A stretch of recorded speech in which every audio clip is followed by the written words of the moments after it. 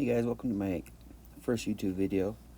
This is just going to be a process time-lapse video of me recreating the cover of Thor God of Thunder issue 10 by Jason Aaron. Yeah, I'm just recreating the cover in an app called Forger. Just creating a cool little sculpt of it.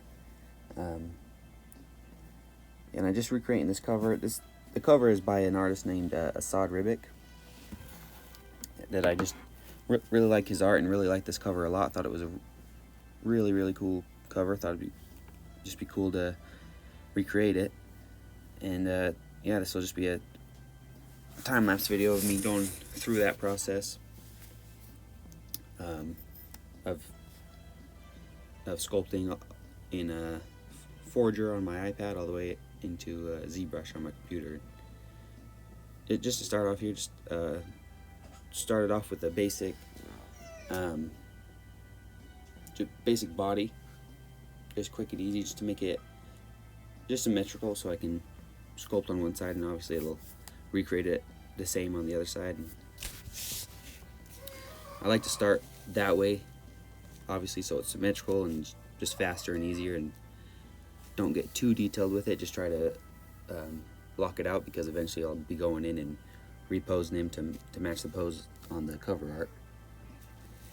So yeah, I'll just let the time lapse run, and I'll hop in from time to time.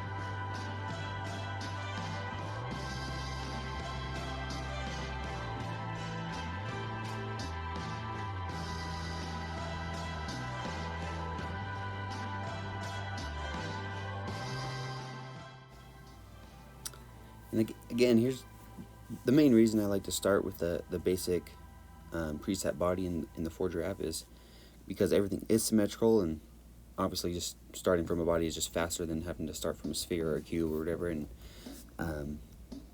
pulling the limbs out and all that. It's easier. But also it's nice to start in this position to get your basic blocking out. Primarily, my reason for doing this one was the armor.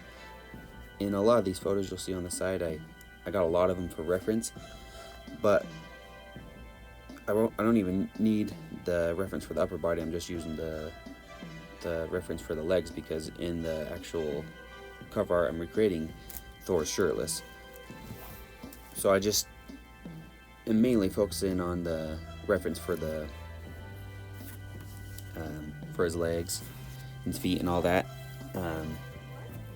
And again, for the more organic shapes, it's not so hard to go back and forth, and if it's unsymmetrical, it's not really a problem for me. But for something like armor, where it's got to look pretty similar.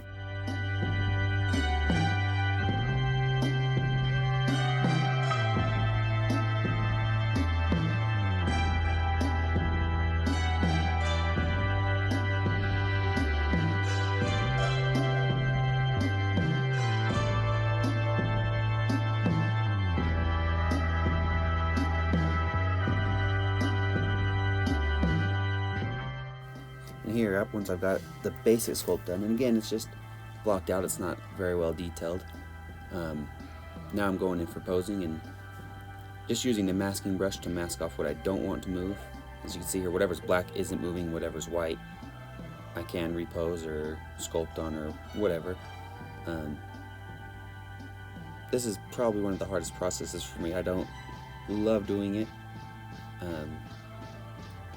but if you take your time and you're slow with it, you can get really good results. But as you can see here, I'm not great at it, so as you can see in a minute I actually scrap this pose and restart, posing him from his arm down, and eventually I get to a point that I like with it, but it's a really powerful tool, the masking brush, but it's a hard process for me.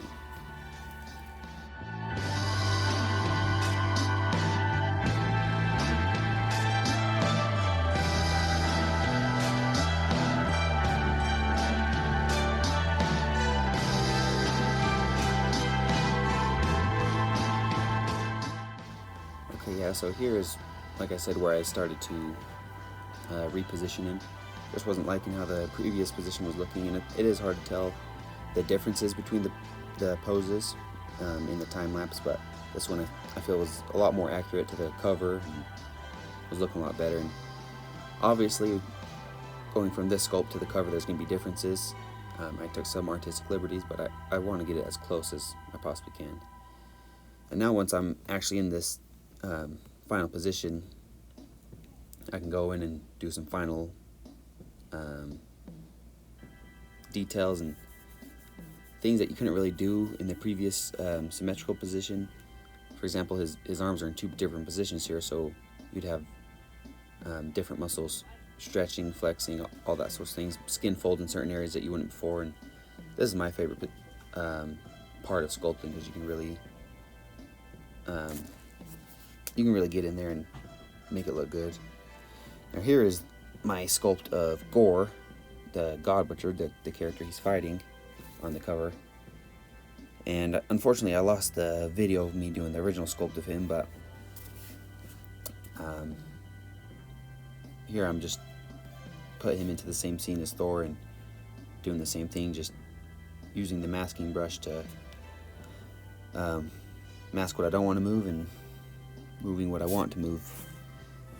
And again, it's a pretty slow, pretty tedious process for me. It's not my favorite thing, but if you take your time and you're slow with it, you can get some pretty good results. And here's when positioning really becomes a pain, because I mean, normally if you just have one character, it's not too big of a deal, but here I have two characters interacting, touching in multiple points, whether it's Thor grabbing Gore's wrist or Gore grabbing Thor's thigh with his foot. They're all sorts of entangled, so this took lots of time, just slowly going in and repositioning little things to make sure that it works and they're not clipping. You don't have, Thor's hand phasing through Gore's wrist or vice versa. One interesting thing that I want to note with the Gore sculpt in particular is I did sculpt him in a symmetrical form and then repose him, as you saw, but he's not entirely symmetrical. His left foot, you can see here and there is a giant calf foot, whereas his right foot looks pretty similar to a human. And at first I thought that was just a mistake, but going through the comic and rereading it just to make sure, it pretty consistently one foot's different than the other, and it's never mentioned. I don't know why that is, but I thought that was just kind of a cool note. He's got two different feet. And here you can see I recolored Gore white for a minute. It's just, for me, it's easier to notice differences when you hop from different colors every once in a while. I did it a little bit earlier with Thor going different colors.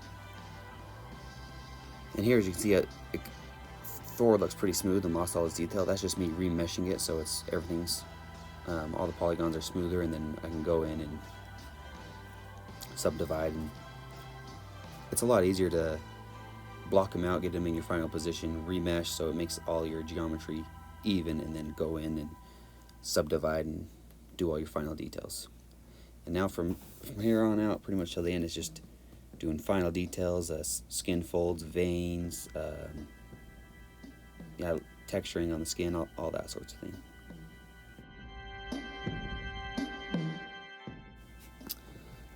One thing to note too is that as you remesh and then go in again and subdivide and add your final details, things change. So like if I reposition Thor's arm a little bit to make it look better, or scale up the size of one of his thighs or something, that's going to change. That's going to have to change the position of Thor's foot. So that's just one thing to note, and you'll see me doing here and there. I'll remask and reposition, remask, and just go back and forth. Then here you see I start working on Thor's left arm, which is, if you read the comics, this is Old Man Thor, and he's lost his left arm, and he's actually using the arm of the Destroyer, which is like a guardian sort of character. He shows up in the first Thor movie, if you've seen that. But the Destroyer is like 10 feet tall or something, so the arm's a lot bigger. So I masked off all of Thor except for the arm, and then I actually scaled up the arm to make it look bigger. And you'll see later I end up scaling it up even more because it didn't look big enough. But yeah, I just did that, and then added in all the little line details that that the Destroyer has to make it look like panels. And then later on, when you see I import this whole file into Zbrush, and I actually added a lot more detail to the whole thing, and add the spikes on his arm and all those things. And here I'm actually going in and sculpting in the cloth and a lot of the belt and the little circles on his belt, and just the smaller details that I didn't do before. And I'm actually doing it on the previous Thor symmetrical sculpt just to make it easier, and then I'll add it to this scene and I can tilt it, and it's just easier for me doing the initial sculpts symmetrically if it is a symmetrical object.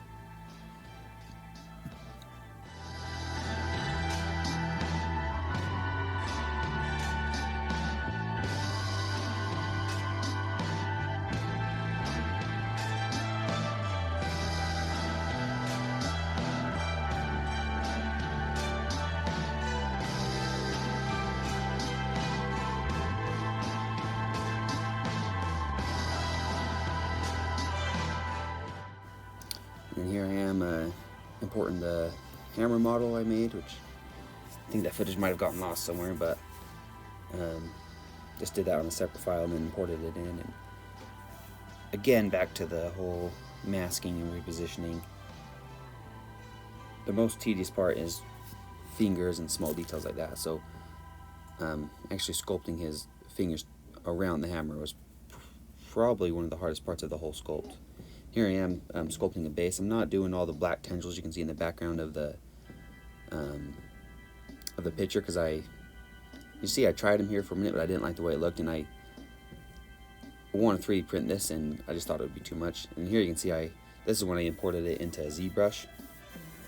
And unfortunately, I have this Filmora scan, whatever that logo, the watermark on there.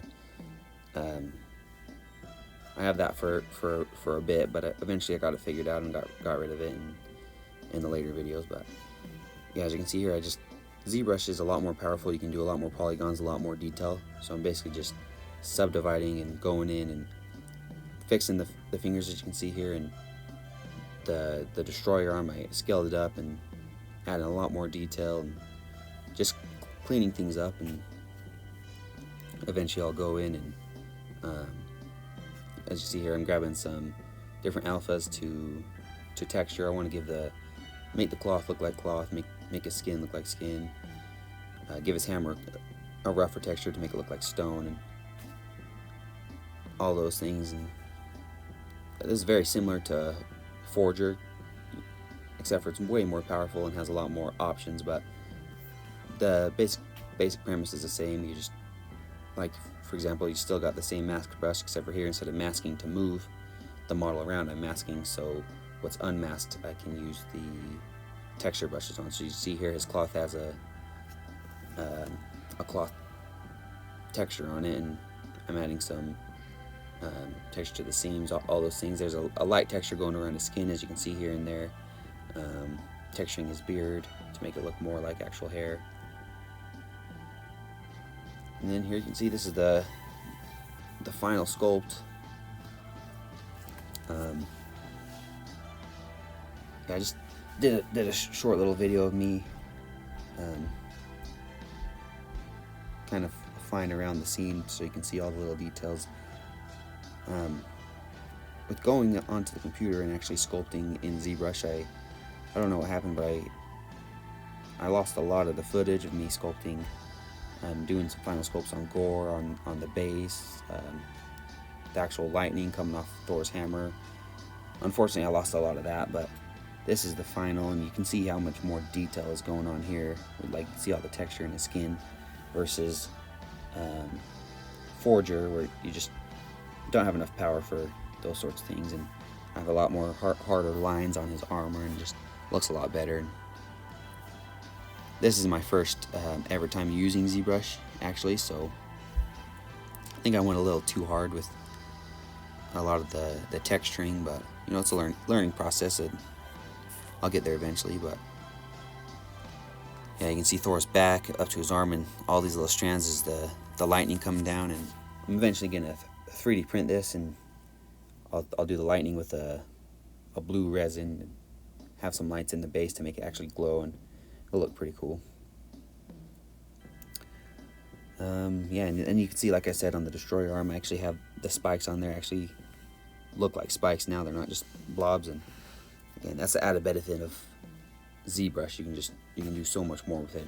It's a lot harder of a program to use, but you can do a lot more with it.